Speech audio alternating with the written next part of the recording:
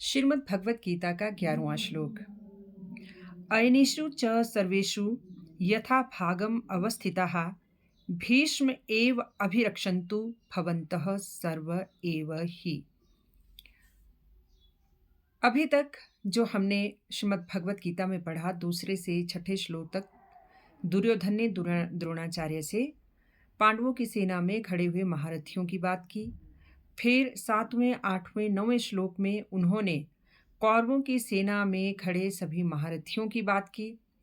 लेकिन 10वें श्लोक तक पहुंचते पहुंचते जब द्रोणाचार्य जी ने कोई रिएक्शन नहीं दिया दुर्योधन की किसी भी बात का, तो अब दुर्योधन चिंता में पड़ गया था और 10वें श्लोक में वो ये चिंता कर रहा था कि हमारी सेना, पांडवों की सेना अधिक होने के बावजूद भी विजय प्राप्त करने के लिए पर्याप्त नहीं है, क्योंकि उनकी सेना के सभी महारथी एक मत के नहीं थे, जबकि पांडवों की सेना के सभी महारथी एक मत के थे।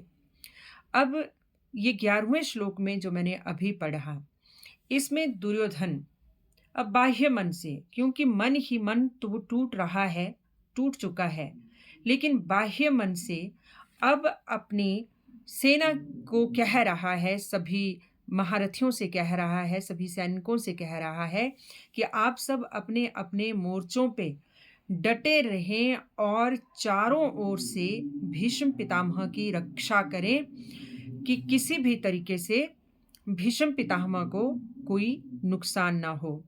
तो इस श्लोक में भीष्म पितामह की रक्षा करने का तात्पर्य दुर्योधन का क्या था? तो इस श्लोक में दुर्योधन पहले तो भीष्म पितामह जी को अपनी ओर करने के लिए सभी सैनिकों को जोर जोर से कहने लगा कि सब ओर से भीष्म पितामह की सब रक्षा करें।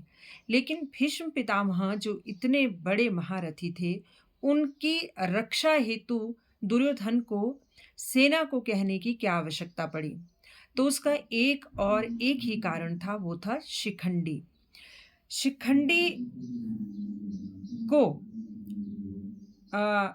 भीष्म पितामह के सामने वो किसी भी तरीके से न आए, किसी भी व्यूह से वो उनके सामने न उपस्थित हो, ये अपनी सेना को आदेश दे रहा है दुर्योधन, क्योंकि कारण शिखंडी पिछले जन्म में स्त्री था और उस जन्म में भी स्त्री ही था पहले, बाद में पुरुष हुआ। और भीष्म पितामह ने शिखंडी के साथ युद्ध ना करने की प्रतिज्ञा ले रखी थी। और दूसरा, शिखंडी को शंकर से वरदान था कि भीष्म पितामह की मृत्यु शिखंडी के हाथ ही होगी। तो इसलिए दुर्योधन अपने सैनिकों से ये कह रहा था कि चहुं ओर से भीष्म पितामह की रक्षा करें, ताकि किसी भी व्यूह से शिखंडी भीष्म पितामह के सामने न हो, क्योंकि अगर शिखंडी भीष्म पितामह के सामने हुआ तो भीष्म पितामह ने उसके ऊपर अस्त्र शस्त्र नहीं चलाने थे।